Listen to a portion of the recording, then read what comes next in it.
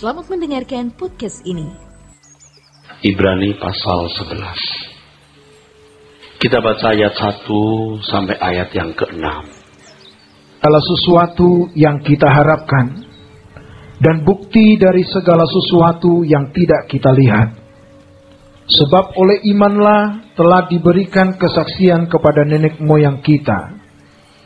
Karena iman kita mengerti bahwa alam semesta telah dijadikan oleh firman Allah, sehingga apa yang kita lihat telah terjadi dari apa yang tidak dapat kita lihat. Karena iman, Habel telah mempersembahkan kepada Allah korban yang lebih baik daripada korban Kain. Dengan jalan itu ia memperoleh kesaksian kepadanya bahwa ia benar, karena Allah berkenan akan persembahannya itu. Dan karena iman, ia masih berbicara sesudah ia mati. Karena iman, Henok terangkat, supaya ia tidak mengalami kematian. Dan ia tidak ditemukan, karena Allah telah mengangkatnya. Sebab sebelum ia terangkat, ia memperoleh kesaksian, bahwa ia berkenan kepada Allah. Tetapi tanpa iman, tidak mungkin orang berkenan kepada Allah. Sebab barang siapa berpaling kepada Allah, ia harus percaya bahwa Allah ada dan bahwa Allah memberi upah kepada orang yang sungguh-sungguh mencari Dia. Ya, Bapak Ibu, saudara-saudara sekalian, ternyata tidak mudah untuk dapat memiliki iman seperti yang dimaksud dalam Ibrani pasal 11 ayat 1 ini. Saya tahu bahwa ayat ini sering dikutip, sering diangkat ke permukaan untuk menjelaskan apa itu iman. Iman adalah dasar dari segala sesuatu yang kita harapkan dan bukti dari segala sesuatu yang tidak kita lihat. Menarik, saudara, kata dasar di sini, iman adalah dasar dari segala sesuatu yang kita harapkan dan bukti dari segala sesuatu yang tidak kita lihat. Kata dasar di sini dalam teks aslinya, saudaraku sekalian, adalah hupotasis. Hupotasis yang berarti substance. Substance. Hupotasis artinya hakikat atau inti pokok. Jadi iman adalah pokok inti dari segala sesuatu yang kita harapkan. Dan bukti dari segala sesuatu yang tidak kita lihat. Kata bukti di sini, elekos. Elekos. Yang memang berarti bukti atau proof. Pertanyaannya sederhana, saudaraku. Sudahkah kita menemukan hakikat iman itu, substannya itu, hupotasis? Sudahkah kita menemukan hakikat iman itu? Apakah kita sungguh-sungguh sudah melihat apa yang seharusnya dapat dilihat dengan mata iman, tetapi tidak dilihat dengan mata jasmani atau pikiran manusia pada umumnya? Ibrani pasal 11 tadi, saudara, dari ayat 2 sampai 5 menunjukkan sikap hidup orang-orang beriman dari tokoh-tokoh perjanjian lama yang kita bisa petik hikmahnya, kita bisa petik pelajaran rohaninya dari Habel, Henok, Nuh, terus nanti Abraham sampai Rahab, pelacur yang menyelamatkan mata-mata bangsa Israel yang masuk Yeriko. Orang-orang yang memiliki iman ini, saudara, melakukan hal-hal yang tidak dilakukan oleh orang-orang pada zamannya.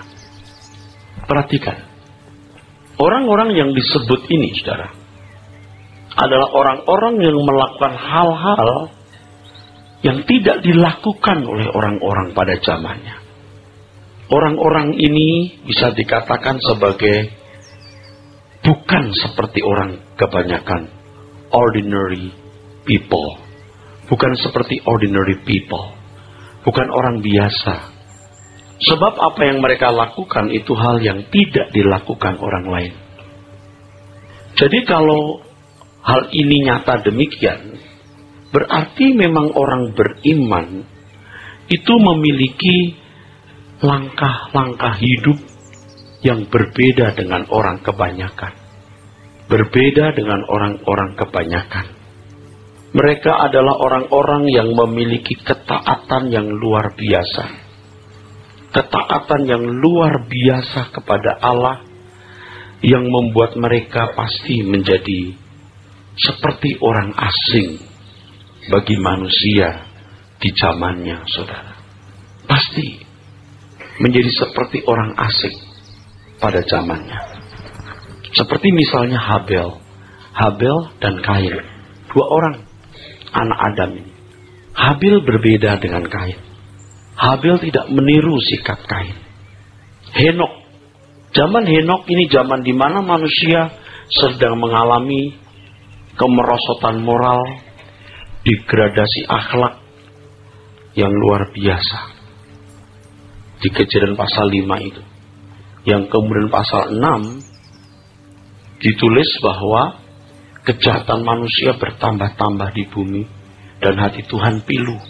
Sehingga Tuhan memutuskan untuk membinasakan semua manusia kecuali Nuh dan keluarganya. Henok di tengah-tengah manusia yang jahat, ia bergaul dengan Allah. Dia bergaul dengan Allah. Dan kemudian Nuh, keturunannya harus membuat bahtera yang sangat besar bagi ukuran pada zaman itu, saudara. 150 meter itu bukan perahu yang kecil, saudara. Di mana manusia belum memiliki peralatan yang canggih seperti hari ini. Belum memiliki perkakas yang memadai. Anda bisa bayangkan betapa berat pekerjaan Nuh. Lalu Abraham meninggalkan Ur Kasdim dan tidak pernah kembali ke negerinya. Walau ia harus menghadapi kelaparan dan berbagai kesulitan hidup. Tetapi Abraham dalam integritasnya mentaati yang diperintahkan oleh Tuhan. Dan dalam catatan hidup Abraham kita membaca juga bagaimana Abraham rela mengorbankan anak tunggalnya yang diperintahkan Tuhan untuk menjadi korban bakaran. Orang-orang ini menemukan hipotesis, substan dari iman, hakikat iman dalam hidup ini, yaitu melakukan kehendak Allah bagaimanapun aneh, bagaimanapun sulit dan sukarnya perintah itu untuk dilakukan. Mereka orang-orang yang sangat istimewa. Dan kalau Alkitab mencatat ini, dalam hal ini Ibrani pasal 11, itu bukan hanya menjadi catatan untuk kita mengerti. Bukan hanya menjadi catatan yang mengisi pengetahuan kita. Tetapi supaya kita meneladani sikap mereka, saudara. Yang kemudian perlu Bapak Ibu tahu, bahwa untuk menerjemahkan iman dalam hidup bagi kita orang percaya tidak kalah sulitnya. Kalau saya katakan lebih berat, nanti dianggap berlebihan. Tapi tidak kalah sulitnya dengan pergumulan tokoh-tokoh iman ini dalam menerjemahkan iman mereka.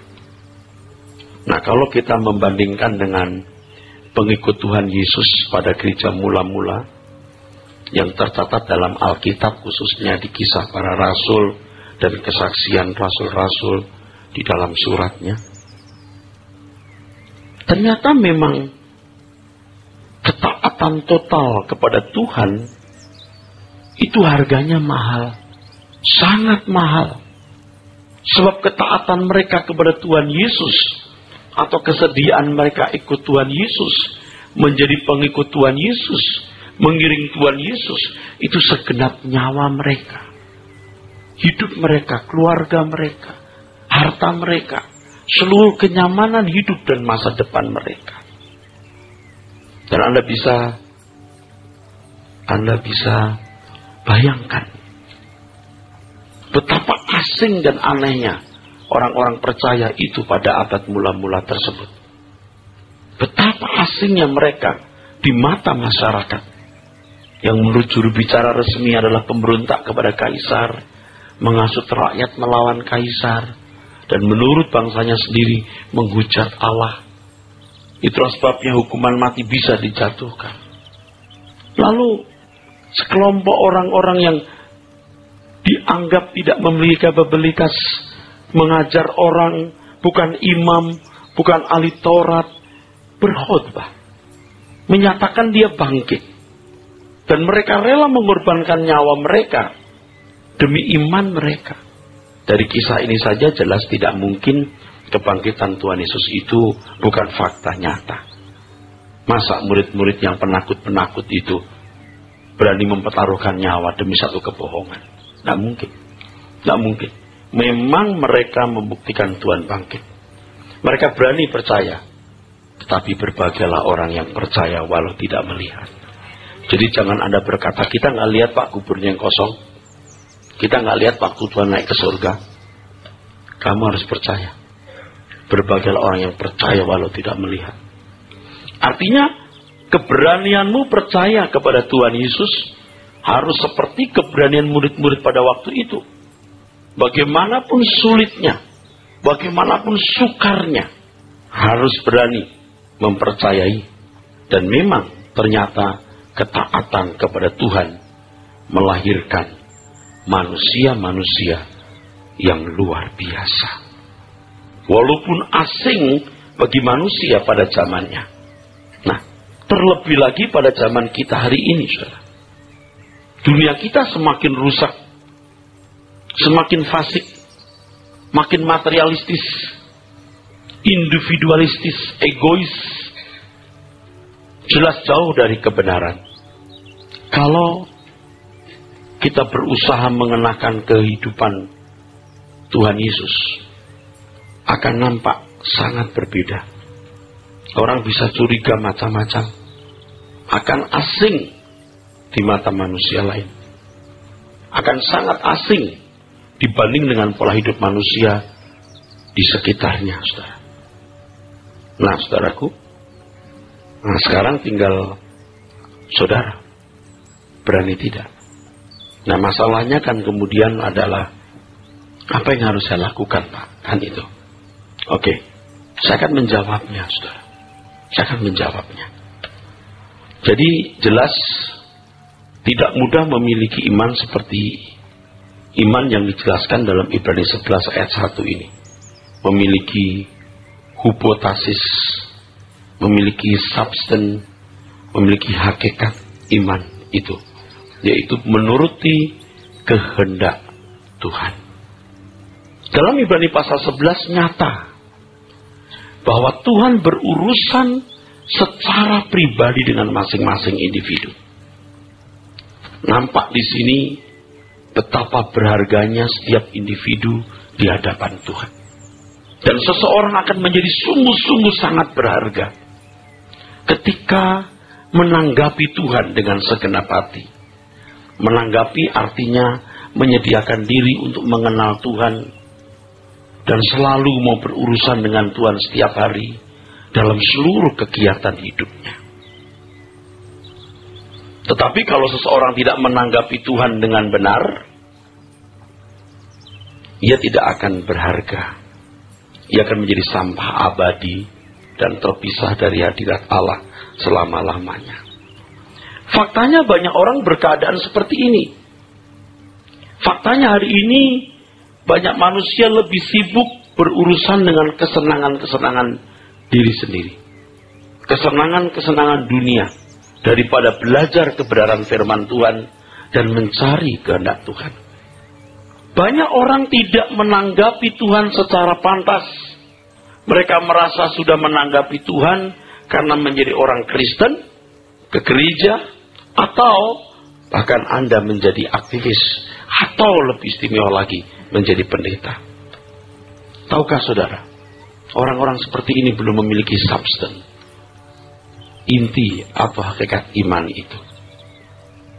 Mereka belum memiliki iman yang benar, sebab mereka tidak pernah menemukan kehendak Tuhan dalam hidup mereka.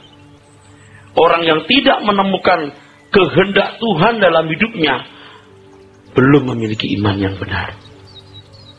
Belum memiliki iman yang benar.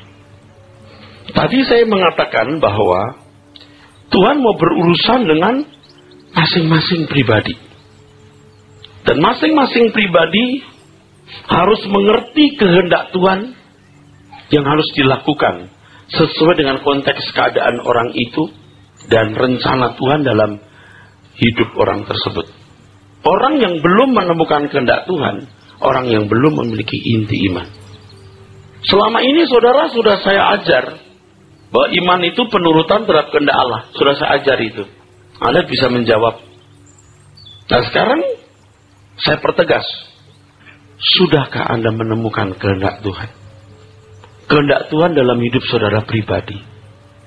Memang yang pertama harus belajar dulu apa kehendak Tuhan dalam hidup manusia secara umum. Kan Anda harus menemukan garis-garis besar doktrin atau teologia atau kebenaran yang bertalian dengan ini. Makanya ada PA mengenai antropologi, apa itu manusia, siapa itu manusia, mengapa Allah menciptakan manusia, apa itu corpus delicti. Ini harus dikuasai dulu. Lalu yang kedua, orang harus menemukan kehendak Tuhan dalam pribadi masing-masing. Anda belum menemukan kehendak Tuhan dalam hidup pribadi, saudara, Anda belum beriman. Sesuai iman Ibrani pasal 11 ayat 1. Contoh-contohnya Habel, Nuh, Henok, Abraham, sampai Rahab. Anda baca masing-masing, Anda baca sendiri. Masing-masing berurusan dengan Tuhan, dan Tuhan punya proyek-proyek yang spesial untuk mereka. Masalahnya, apa proyek spesial Tuhan untuk saudara? Dan saya kira banyak saudara yang belum menemukan itu. Saudara punya proyek sendiri. Anda tidak sungguh-sungguh mencari kehendak Tuhan. Anda sibuk dan ribut dengan hal-hal yang tidak perlu diributkan atau disibukkan. Substance, hipotasisnya itu di sini loh. Saya mempersiapkan khotbah ini, lalu saya berpikir, ternyata perjalanan saya masih jauh, masih sangat jauh. Sebelum saya menutup mata, saya harus tahu persis apa rencana Allah dalam hidup saya pribadi. Saya harus tahu persis kenapa saya dilahirkan di Indonesia. Kenapa jadi pria? Kenapa saya jadi pendeta? Terus saya harus menemukan itu. Nah, saudara, itulah sebabnya tadi saya katakan bahwa ini melibatkan segenap hidup kita. Melibatkan segenap hidup kita. Nggak bisa setengah-setengah. Kehendak Tuhan dalam hidup manusia secara umum itu boleh saya berikan satu identifikasi logos. Pengertian-pengertian atau understanding mengenai kebenaran itu. Nah, kehendak Tuhan dalam hidup pribadi saudara, rema. Ini yang signifikan memberikan pertumbuhan. Karena manusia hidup bukan hanya dari roti saja, tapi dari setiap rema. Kalau logosnya saja sudah tidak tahu, ini tidak mungkin. Orang sudah tidak menghargai Tuhan. Saya kadang-kadang duka cita dalam, saudara. Ada orang-orang di sekitar saya mestinya tekun belajar firman, tapi tidak tekun. Saya pikir apa ya salah saya ya, gitu. Ada kekurangan apa ya? Sama mereka itu mungkin sibuk atau mungkin tidak menghormati saya. Atau tidak percaya kepada saya. Bukan saya mau dihormati, bukan karena saya mau dipercaya, tapi saya tahu kalau orang tidak bertumbuh dalam kebenaran, dia tidak akan pernah menemukan kehendak Tuhan dalam hidupnya. Tidak akan pernah. Dan Anda perhatikan, orang-orang yang tidak haus dan lapar akan kebenaran, tidak mungkin jadi berkat. Hidupnya pasti tidak jadi berkat, pasti.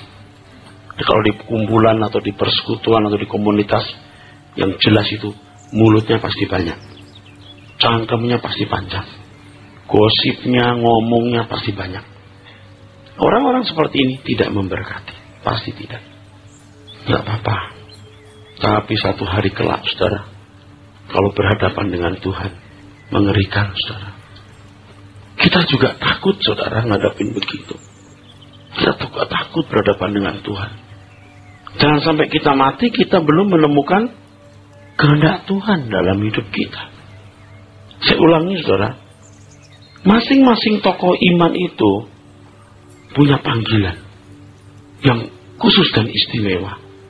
Karena setiap individu itu berharga di mata Tuhan.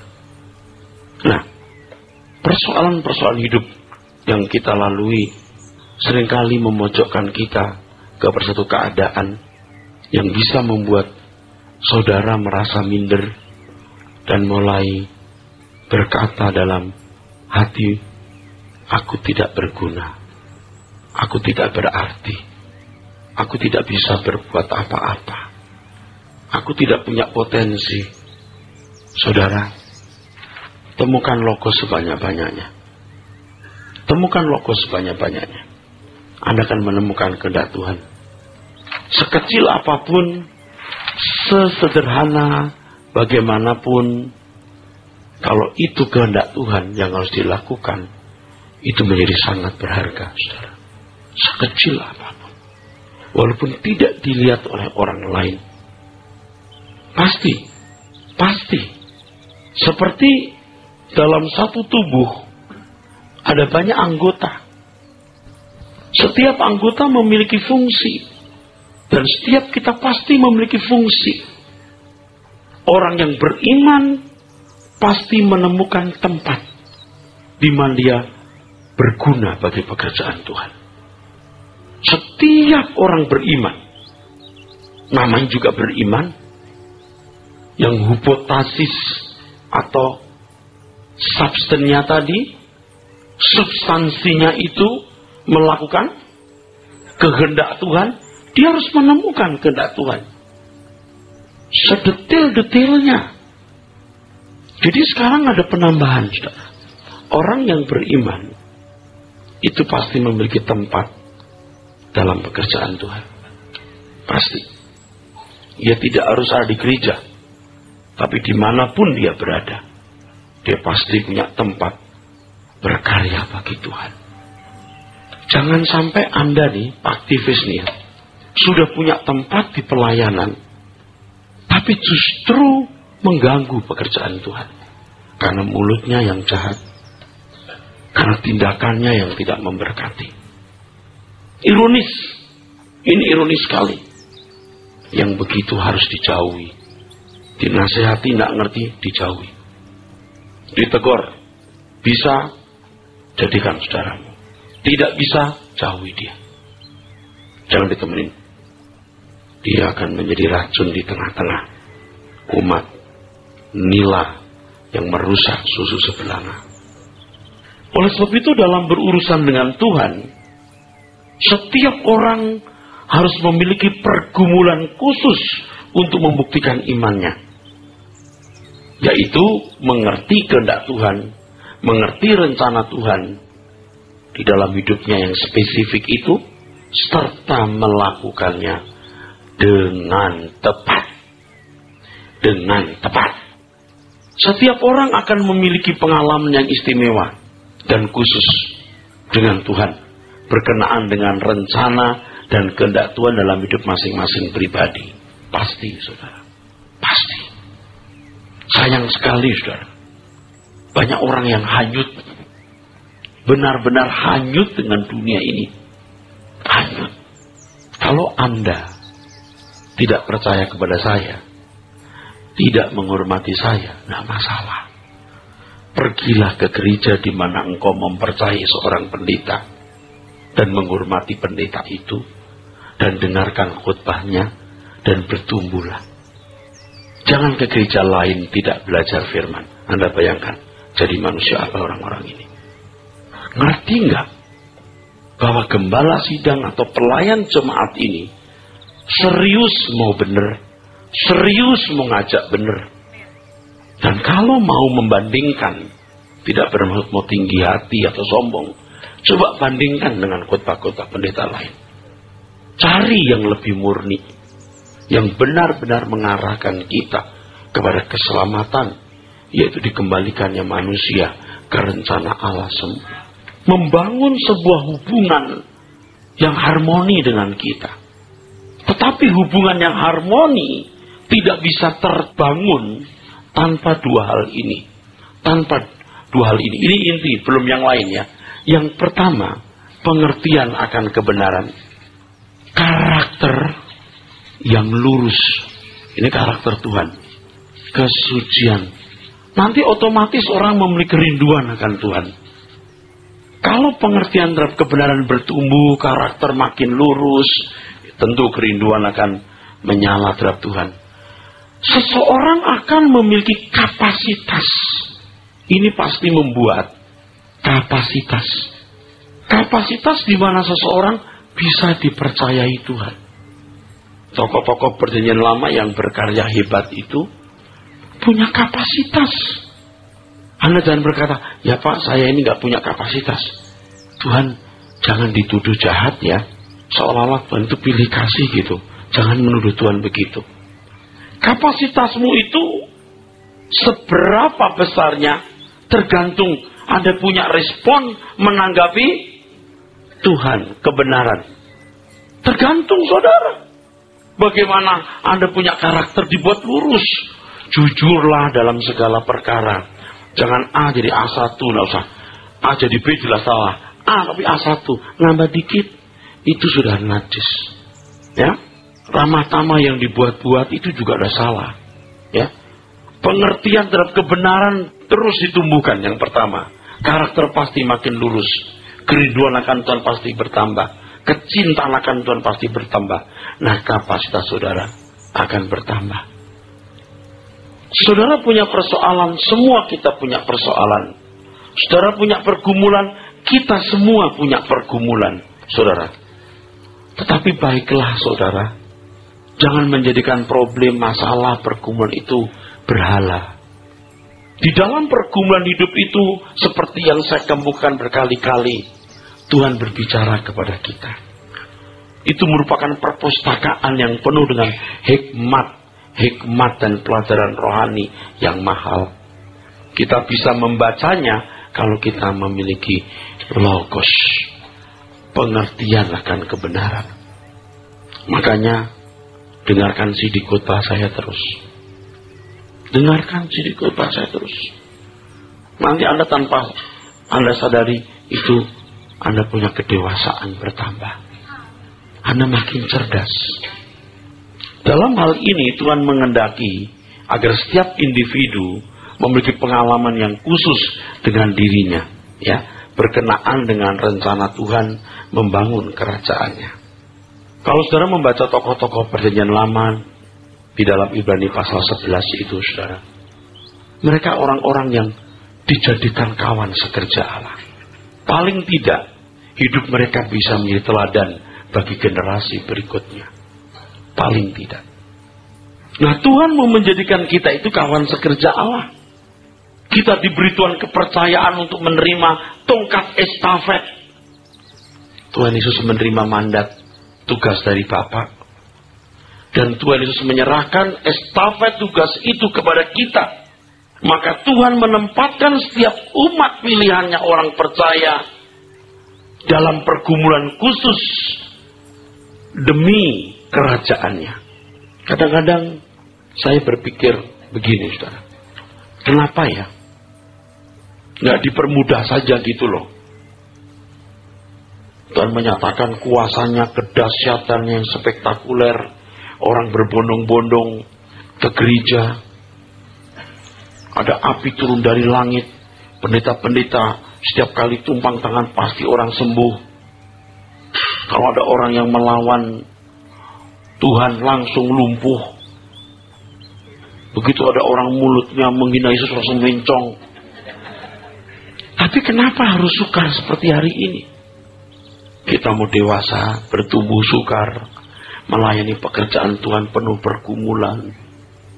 Bahkan kadang-kadang kita melihat komunitas atau gereja yang menurut teropongan saya tidak sesuai firman Tuhan, kok berkembang, duitnya banyak, gedungnya bagus, kok lancar amat ya?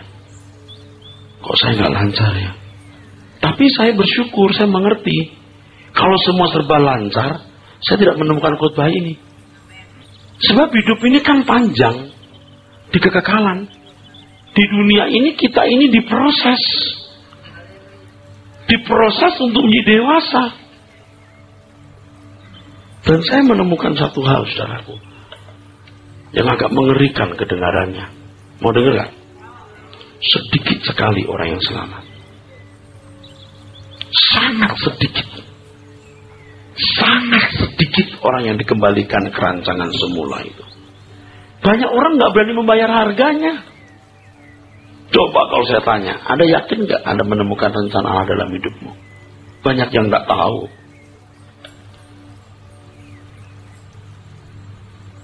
Orang membangun kerajaannya sendiri.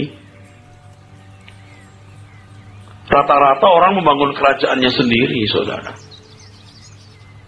Lalu Tuhan diberi yang tadi saya katakan, remah-remah itu ke gereja, jadi aktivis, jadi pendeta. Itu masih remah-remah loh. Kalau mau memberikan segenap hidup adalah berjuanglah untuk mengerti apa kehendak Allah dalam hidupmu. Berjuanglah. Ya kan hal ini sangat pribadi sifatnya, saudara. Bagaimana kita bisa mengerti orang sudah menemukan tempatnya kan pribadi sekali sifatnya. Tapi saya mengerti. Anda akan pasti mengerti nanti. Jalan-jalan yang Anda lalui itu Anda bisa hayati. Tuhan bawa saya ke tempat ini. Di sini tempatku. Aku harus setia di sini. Anda akan menemukan. Rata-rata belum. Karena kebenaran firman yang dimiliki miskin, karakternya pun juga belum lurus, kapasitasnya di hadapan Tuhan kecil. Anda boleh punya kapasitas besar di mata manusia, di bidang kehidupan umum yang Anda miliki, tapi di mata Tuhan, Anda kapasitasnya kecil. Anda nggak bisa dipercayai Tuhan. Sangat sedikit orang yang diselamatkan. Sehingga betul-betul menemukan rencana Allah. Nah, orang-orang seperti ini biasanya kalau dipercayai Tuhan, dia akan menggerakkan massa ke surga. Yang lain akan ikut. Walaupun sebagian banyak penggembira. Tapi penggembira ini kalau setia nanti akan masuk barisan yang benar. Jika seseorang memenuhi rencana Tuhan dalam hidupnya, barulah menjadi manusia yang berharga. Kalau belum menemukan rencana Allah dalam hidupnya, dia belum berharga. Begini loh saudara. Kita ini diberi Tuhan keadaan yang sangat mulia. Dan kita dikasihi Tuhan, kita disayang Tuhan. Itu baru satu sisi. Satu bagian, satu aspek. Aspek yang lain, sisi yang lain adalah Tuhan memiliki rencana yang harus digenapi dalam hidup orang-orang yang berharga ini. Nah, kalau orang-orang ini menanggapi Tuhan, kalau pakai kalimat lain menanggapi Tuhan itu begini, saudara. Jangan punya tujuan lain dalam hidup ini kecuali Tuhan dan kerajaannya. Udah, itu aja. Waduh Pak, kalau gitu gimana? Ya memang harus berani beda. Kadang-kadang seperti asing, seperti aneh. Memang begitu standarnya. Jangan punya tujuan lain kecuali Tuhan dan kerajaannya. Nikah nggak nikah untuk Tuhan. Kerja atau apapun yang kita lakukan untuk Tuhan. Tuhan dan kerajaannya. Jadikan tujuan ini. Kalau orang menanggapi Tuhan, menjadikan Tuhan dan kerajaannya tujuan, dia akan tekun mencari kebenaran. Cari logos. Dengar khotbah, dia cari firman. Terus kepekaannya akan bertumbuh. Dari kepekaan itulah dia menemukan rencana Tuhan. supaya dilakukan dengan tepat, baru dia berharga. Memang semua ini sekarang berharga, karena punya potensi untuk menggenapi rencana Allah. Itulah sebabnya Anda berharga. Tetapi kalau Anda tidak hidup sesuai dengan kehendak Tuhan, Anda akan dibuang dan tidak ada artinya sama sekali. Anda bisa bayangkan ya, pikirkan ya, orang yang sudah mengusir setan dan bernubuat demi nama Tuhan, Tuhan bisa bilang, aku tidak kenal kamu. Betul? Dia berguna dong untuk pekerjaan Tuhan. Tuhan gak mau tahu, aku tidak menikmati kamu. Yang memikirkan hal ini tuh gak banyak, saudara. Sangat sedikit. Sangat sedikit. Yang memikirkan ini sangat sedikit. Dan yang sedikit ini belum tentu semua melakukan serius. Pulang ke rumah ya pulang aja. Sibuk lagi dengan banyak masalah. Tenggelam lagi dengan banyak problem. Problem selalu ada. Belum kalau ambisi-ambisi yang lain yang memenuhi jiwa saudara. Tadi sudah saya katakan bahwa orang-orang yang beriman yang dikatakan dalam Ibrani pasal 11. Orang-orang yang melakukan apa yang tidak dilakukan orang lain. Kalau Anda beriman kepada Tuhan Yesus, Anda juga memiliki keadaan seperti itu, melakukan apa yang tidak dilakukan orang lain. Kalau Anda menjadikan Tuhan dan kerajaannya satu-satunya tujuan hidup saudara, Anda jadi orang yang melakukan apa yang tidak dilakukan orang lain. Apa Anda pikir orang yang ke gereja atau ke suara kebenaran ini berarti menjadikan Tuhan dan kerajaannya tujuan? Belum tentu. Belum tentu. Ikut Pak Eras itu orang baik. Ini gerejanya benar. Lalu apa? Ya kita ikut aja deh. Bukan begitu saudara. Saudara harus serius sungguh-sungguh setiap hari menggunakan waktu saudara untuk berurusan dengan Tuhan. Setiap harinya, setiap jamnya, setiap menitnya. Sampai akhirnya tanpa kita paksa memikirkan Tuhan, mesin itu, irama Tuhan itu sudah mengalir dengan sendirinya. Jadi kita baru bisa mengerti yang dimaksud Tuhan, baik kau makan atau minum atau melakukan sesuatu yang lain, lakukan semua untuk kemuliaan Allah. Nah, ketika seseorang menemukan imannya secara pribadi, yaitu berkenaan dengan bagian dalam hidupnya yang khusus itu, yaitu mengerti kehendak Tuhan dan rencana Tuhan dalam hidup pribadi yang dia harus lakukan secara tepat, maka ia memahami kehadiran Tuhan secara nyata. Itulah kekayaan. Kekayaan itu yang pertama kebenaran, dua kesucian, yang ketiga mengalami Tuhan. Ingat saya mengatakan bukan secara mistik. Penglihatan mimpi bukan secara mistik. Ini bisa mengalami ini. Ini baru betul-betul Allah itu real. Kalau umat perjanjian lama yang belum punya kepenuhan Roh Kudus seperti kita bisa mengalami Tuhan begitu real. Amin. Amin. Amin. Ditulis dalam Alkitab mereka mengalami Tuhan secara real. Dan Alkitab tidak pernah membuktikan bahwa Tuhan itu ada. Kenapa? Karena penulis Alkitab mengalami bahwa Tuhan itu memang ada.